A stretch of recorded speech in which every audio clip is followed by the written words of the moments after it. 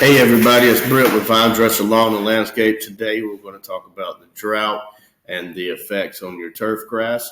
NC State just put out an article 3 days ago called Managing Landscape Turf Grasses Under Heat and Drought Conditions. I've read through it a couple of times, pulled out all the highlights, and hopefully condense it down for you. And I'll leave a link to the article so you can go read it if you want as well. So drought stress in eastern North Carolina. Approximately half of North Carolina is abnormally dry. Turf grass. Warm season turf grasses, zoysia and Bermuda, may brown under current conditions, but can green up with favorable soil moisture. These grasses can handle dry conditions for survival.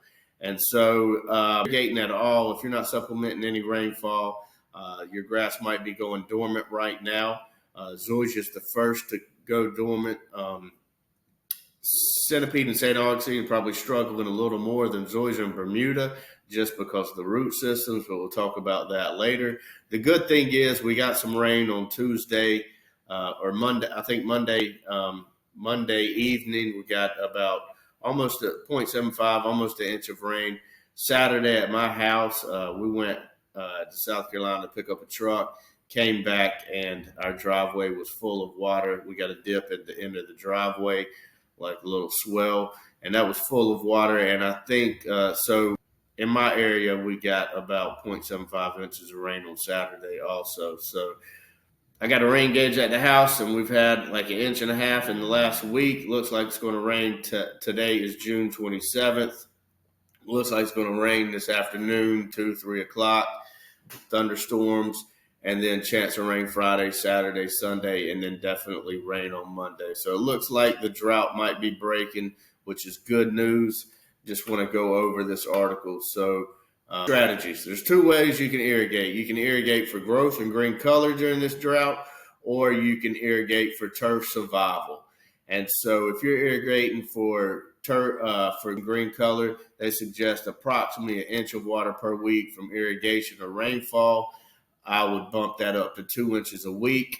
They say between 10 p.m. and 8 a.m. This is the only time I agree with them about watering at night is because of if you're low on water and everybody's consuming it all day long, especially in the morning, everybody's taking showers or whatever, the pressure is going to be lower. And so at night, when there's less demand, you're going to have higher pressure to run your irrigations if you're on city water. And they suggest to check the system. And so, one, you want to check for hot spots. You want to run all the zones, make sure there are no hot spots. If there are hot spots, you're going to want to hand water those areas. Know how much you need to water, how often to get 2 inches of water. And you do that by running the irrigation system, each zone for 10 minutes. You put out a tuna can, a coffee can, whatever. Run it for 10 minutes, measure how much water came out. So let's say you run your zone 1 for 10 minutes and you got 0.1 inch of water. You need to water 200 minutes to get 2 inches of water, and then you just take 200, divide by however many days you want to water. In my example, I would say 200 divided by 5, 40 minutes a day to get 2 inches a week. And then watering schedule.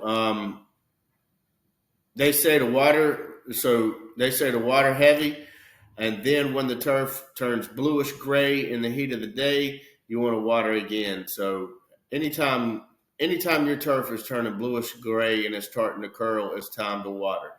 If you can, just get a watering schedule. If you can't, water when the turf needs it.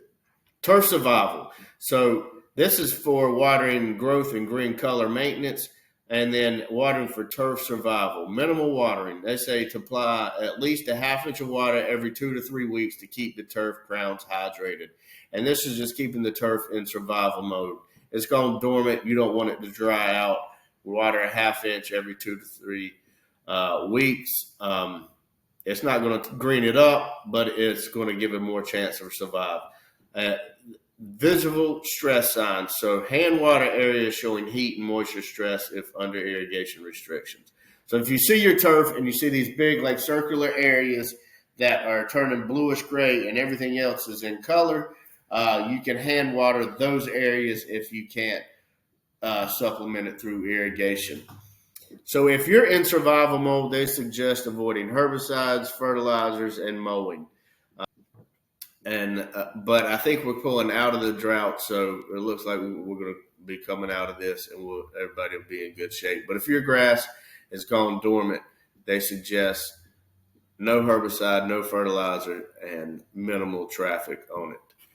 Factors affecting turf survival. All right, so species and age. So if you just laid your sod this spring, it's going to struggle more to survive than a well-established lawn. Centipede St. Augustine is going to struggle a little more than, say, Bermuda and Zoysia, just because of the root depth and because of the root system. So Centipede and St. Augustine grow on top of the ground. Zoysia and Bermuda grow on both top and under the ground, so they've got a deeper root system. Those roots can find more water. Rooting depth and soil type. We just talked about roots type. So I would say that clay is going to hold water better than sand.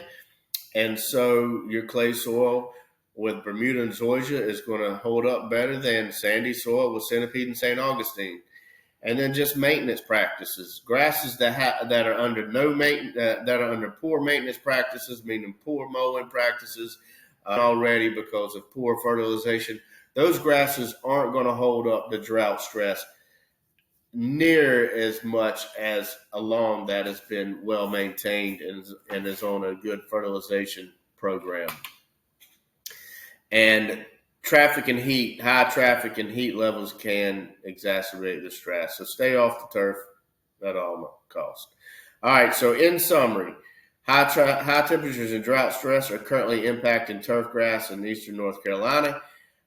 Irrigation strategies vary depending on whether the goal is to maintain the growth in color, or simply survival mode. So how you irrigate is going to dictate where your grass is. If you're supplementing rainfall with irrigation to keep it green and keep it growing, if you're on minimal water, if you're on water restrictions and all you can do is a half inch every 2 to 3 weeks, your turf grass is going to be in survival mode.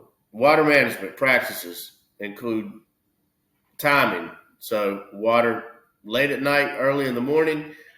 Check your system. Make sure you're getting full coverage. Make sure you know how much water you need to put down a week to supplement to get 2 inches.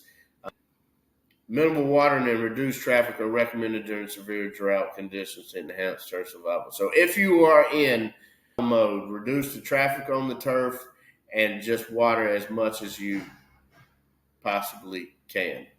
I hope this helps you out. In any way, let us know.